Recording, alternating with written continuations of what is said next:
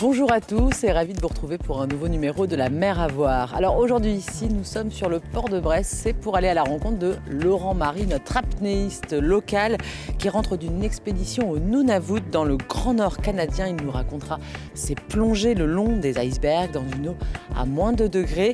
Mais ce n'est pas tout, regardez ce qui vous attend aussi dans l'émission. Savez-vous comment transite la majorité des communications et des liaisons internet entre les États-Unis et la France ? Eh bien c'est par des câbles sous-marins posés dès la fin du 19e siècle. Et puis des médecins humanitaires en stage de survie dans le port de Concarneau. Cette équipe médicale a pour objectif de venir en aide aux migrants naufragés en Méditerranée. Et nous sommes donc, comme promis, sur le port de Brest en compagnie de Laurent Marie. Bonjour Laurent. Bonjour Pauline. Alors c'est ici, en rade de Brest, qu'est née ta passion pour la plongée avec un club local. Voilà, c'est le club du GMAP, groupe Manche Atlantique Plongée. Donc depuis quelque temps, vous allez en Arctique ou en Antarctique pour plonger. Et là, vous revenez tout juste d'une expédition dans le Grand Nord canadien à Nunavut. Oui, c'est ça. Dans le village de Qikiqtarjuaq. C'est une aventure qui s'est déroulée en 2 saisons. Nous sommes partis l'été dernier pendant 1 mois.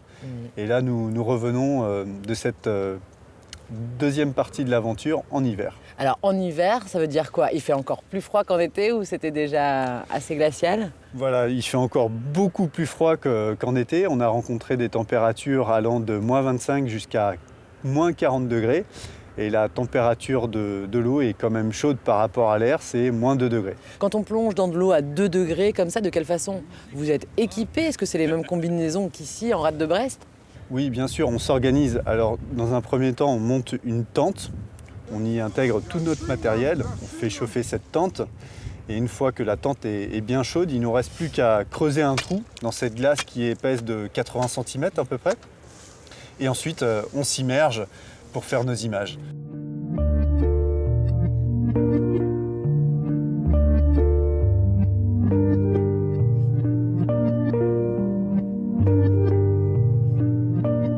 Pour ce qui est de ces conditions de l'apnée, ça veut dire que vous creusez un trou dans la glace, dans la banquise, quoi, voilà, pour descendre. Et c'est quoi l'intérêt de faire ça ? Qu'est-ce que vous pouvez y découvrir de particulier ?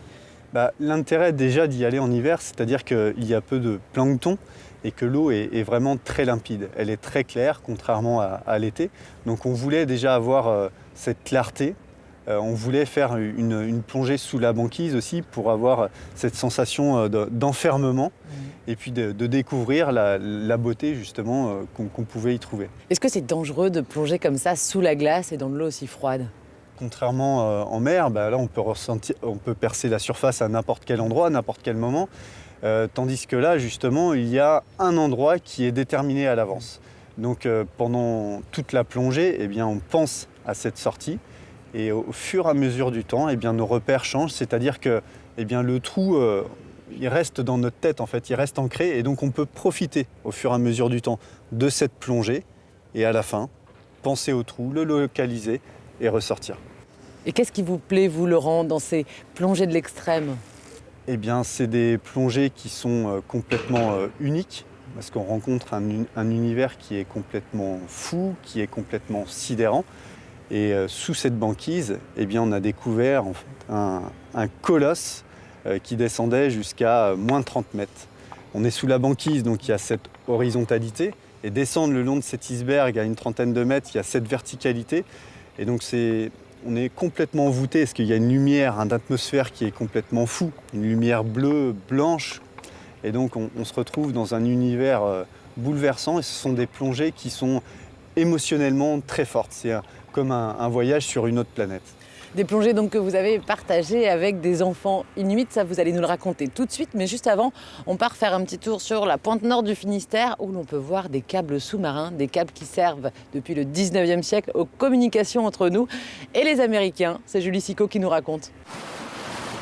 Depuis le milieu du 19e siècle, c'est dans les sables de la côte finistérienne que se trouve l'un des secrets de la communication entre nous et nos cousins d'Amérique.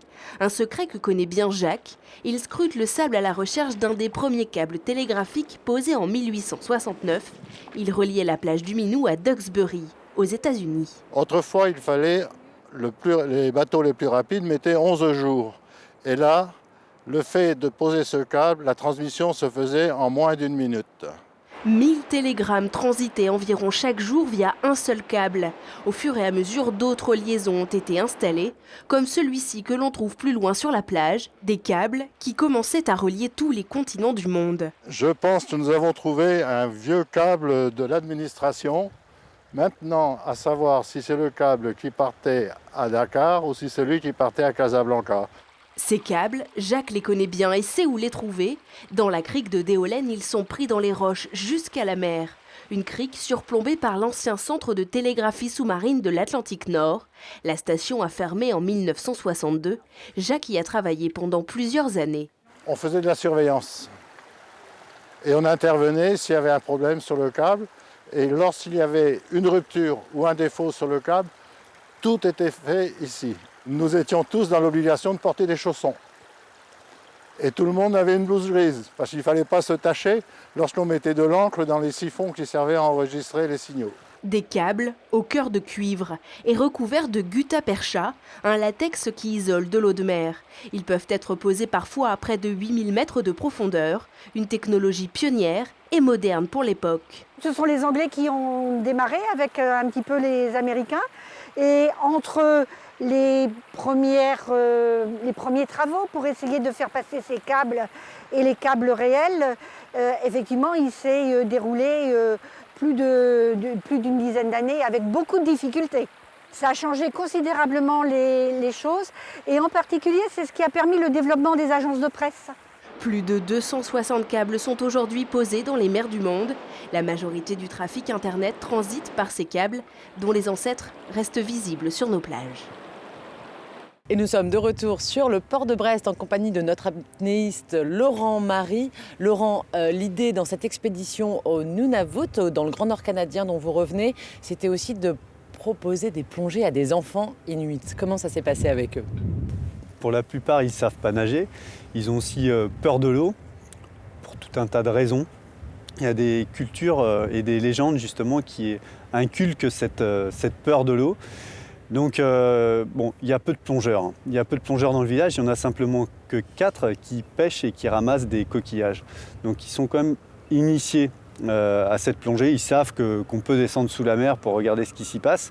Mais en termes d'apnée, ils n'y connaissent rien du tout. Là-bas, la population, vous leur avez fait finalement découvrir cette notion de plaisir dans la plongée parce qu'ils plongent pour se nourrir, pour aller à la pêche. C'est ça, Laurent ? C'est ça, c'est-à-dire qu'ils voient au travers de leur plongée un intérêt concret. On plonge pour manger.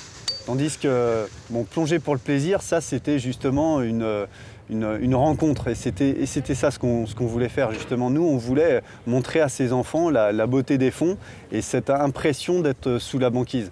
Donc bien sûr, on s'est organisé pour ça. On a mis une tente, on l'a chauffée. Et puis on a creusé un trou énorme. On a mis un bout qui descendait jusqu'au fond à 4-5 mètres de profondeur. Et ces enfants ont pu se haler, se tirer, se mouvoir sous la banquise pour voir cette impression et cette transparence de l'eau. Certains, je pense, le refont. Donc on a laissé quelques combinaisons. Mais on voulait aussi créer et donner une ouverture à ces enfants. Ils sont 23 000 Inuits au Nunavut canadien. Et donc il y a peu d'ouverture pour ces enfants-là. Et on voulait justement montrer que des choses sont possibles. Alors ça va peut-être leur servir après pour faire d'autres choses. Peut-être pas dans la plongée, mais pour leur donner des objectifs et pouvoir les atteindre. Parce qu'il faut être sacrément courageux pour ces enfants d'aller dans l'eau sans savoir nager. C'est la première fois qu'ils mettent une combinaison. C'est la première fois qu'ils respirent avec un tuba. Donc ils sont vraiment courageux et ils se sont tous resserrés et puis motivés ensemble pour aller voir la beauté des fonds sous-marins du Nunavut. Ces expéditions dans les glaces, c'est l'occasion d'une belle relation avec les enfants inuits, mais aussi avec les enfants bretons, puisqu'il y a des partenariats et des suivis qui se font avec les classes bretonnes. Et puis vous avez même sorti un livre sur vos expéditions pour les enfants. On souhaite, au travers de ces aventures, faire rêver dans un premier temps et sensibiliser. Alors c'est pour ça qu'on a fait ce livre. Un monde de glace d'île Antarctique, ça existe vraiment. C'est un livre pour enfants qui s'adresse de 2 à 10 ans pour faire rêver ces enfants et puis pour leur raconter aussi une histoire, celle des pôles, celle de l'Antarctique. Et puis encore une fois, on aura l'occasion de découvrir tout cela dans un beau documentaire que vous allez préparer, c'est ça? Voilà, maintenant il y a encore beaucoup de travail justement pour faire ce montage. Bon, et ben, en tous les cas, on retrouve toutes les infos sur l'âme bleue, sur les expéditions passées, voire futures, sur www.amebleu.fr, c'est ça Laurent? C'est ça. Et puis merci beaucoup à vous d'être venu nous raconter votre expédition. À très bientôt au-dessus des glaces, dans les eaux plus chaudes de Bretagne. Allez, nous tout de suite, direction Concarneau, où une équipe de médecins humanitaires s'entraîne dans le port de Concarneau, mais juste après, ils partent en Méditerranée pour aller à l'aide des migrants naufragés. Regardez. Avant d'être appelés migrants ou réfugiés, ces hommes et femmes en fuite passent souvent par le statut de naufragés. En 2015, 900 000 personnes ont tenté la traversée, 3 600 en sont mortes.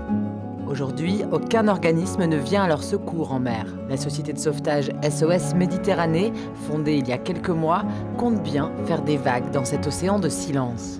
Il n'y a absolument personne et on n'en parle pas. On ne parle que des gens qu'on retrouve sur les côtes, sur les rivages. Donc quelques milliers, on parle de 3500, 3600. Mais le chiffre est 20 à 30 fois supérieur. À bord d'Aquarius, le premier bateau d'SOS Méditerranée, une équipe de médecins du monde va rejoindre le large de la Libye à la fin du mois.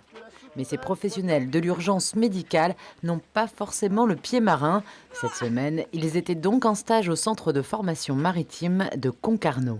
On découvre énormément de choses, on se rend compte des différences et des particularités de la vie maritime et de l'intervention médicale en milieu maritime. Beaucoup de nouveautés, des choses qui sont des défis pour notre équipe le plus souvent, mais ça va, jusqu'à présent ça se fit. Il ne faut pas avoir le mal de mer, il faut travailler avec des conditions de météo qui sont celles qu'on rencontre habituellement en mer, et il faut surtout travailler dans un environnement restreint, dans un environnement contraint. Et ensuite, ils vont devoir travailler avec des marins, et il va falloir qu'ils respectent aussi la discipline à bord du bateau et qu'ils respectent les règles de vie à bord d'un bateau, parce qu'il faut gérer la place, il faut gérer l'activité, et le navire doit continuer à fonctionner pendant qu'on est en train de travailler dans un hôpital de campagne. Objectif pour SOS Méditerranée, acquérir 5 bateaux avec une capacité d'accueil de 500 passagers minimum.